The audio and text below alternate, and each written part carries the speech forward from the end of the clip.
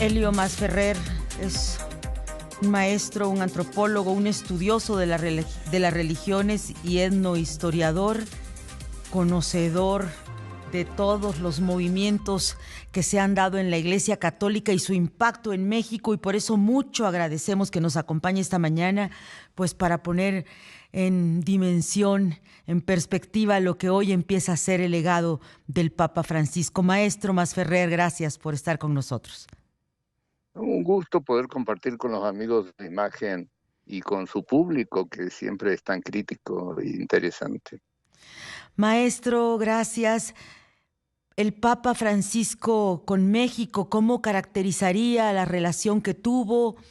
Se le invitó varias veces a volver y no lo hizo, solo en 2016 con el presidente Enrique Peña Nieto, pero sabemos que estuvo muy cercano a todos, pues a toda la jerarquía católica, escuchando, enterándose de qué sucedía en el país.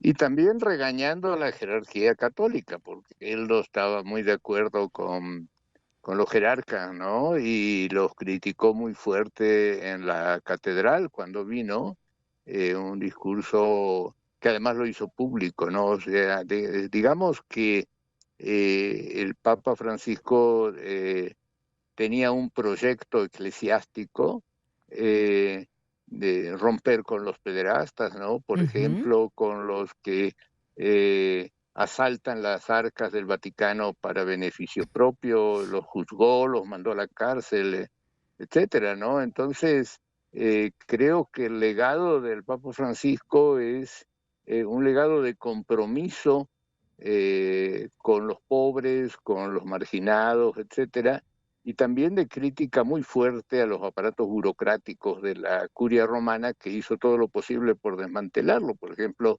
poner a una mujer como gobernadora de la Ciudad del Vaticano, eso es algo revolucionario, ¿no? Por supuesto, por supuesto.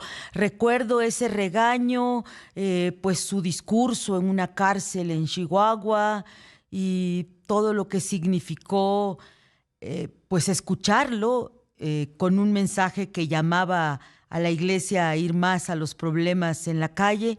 ¿Qué tanto impactó en México ese mensaje y generó relevo generacional en la Iglesia Católica, Elio Masferrer?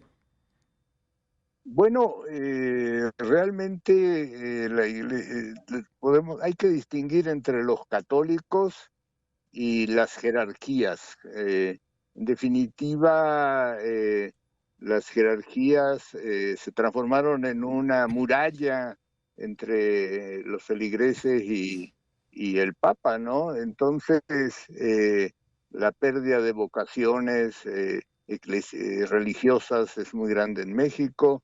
Han tenido que traer sacerdotes de otras latitudes, de otros países, de Asia y África fundamentalmente. Entonces, el problema es que la jerarquía católica mexicana no acompaña al Papa y entonces no está como congelada, ¿no? Por decirlo amablemente, pero hay muchos católicos, ¿no es cierto? En definitiva, dentro de la Iglesia Católica hay movimientos muy vigorosos. Pienso en el movimiento de la renovación carismática en el Espíritu Santo, lo que queda de la teología de la liberación y de la teología india, ¿no es cierto?, que siguen trabajando, etcétera, que esa gente tiene mucha presencia, ¿no? Mientras que las burocracias eclesiásticas son las que están en fuera de juego, ¿no? Su balance, maestro Elio Masferrer, de lo que logró avanzar el Papa en materia de visibilizar y no demonizar a la diversidad en las formas de ser familia hoy en el mundo. Bueno, en definitiva, regresando al principio del pontificado, regresando de Río de Janeiro, de la Jornada Mundial de la Juventud, los periodistas lo encararon con que él había puesto a un antiguo funcionario vaticano que bueno, todo el mundo sabía que era gay, ¿no es cierto? Entonces, ahí los periodistas muy rudos, llamémosle, le dijeron qué opinaba, y ahí fue que lanza su histórica frase, ¿no? ¿Quién soy yo para juzgar a los gays? Con lo cual asume también una realidad, y es que gran parte del clero y de las religiosas también son parte de esa alternativa de la diversidad sexual, ¿no es cierto? Y lo practican, ¿no? Entonces, creo que el gran aporte de él es poner los pies sobre la tierra, ¿no? Hay gays en el mundo y en la iglesia. Hay divorciados, hay pobres, hay viejos, hay jóvenes, etcétera, y todos tienen derechos, y si te basas en el amor al prójimo, pues tienes que amarlos, ¿no? Y también habría pues encarado, no sé qué con tanta profundidad frente al problema, pero habría encarado la realidad de religiosos que habrían incurrido en ser pederastas. No, bueno, acaba de disolver justamente a una congregación completa en Perú, y que tenía mucho dinero, un capital de $1.000 millones, con lo cual va a destinar a pagar a las víctimas, a indemnizar a las víctimas de esta congregación católica, ¿no? Entonces, realmente lo de limpiar la casa y evitar que esto se transforme, que la iglesia se transforme en un refugio de delincuentes, que no solo los abusos sexuales, sino también financieros, ¿no? Lavado de dinero, etcétera.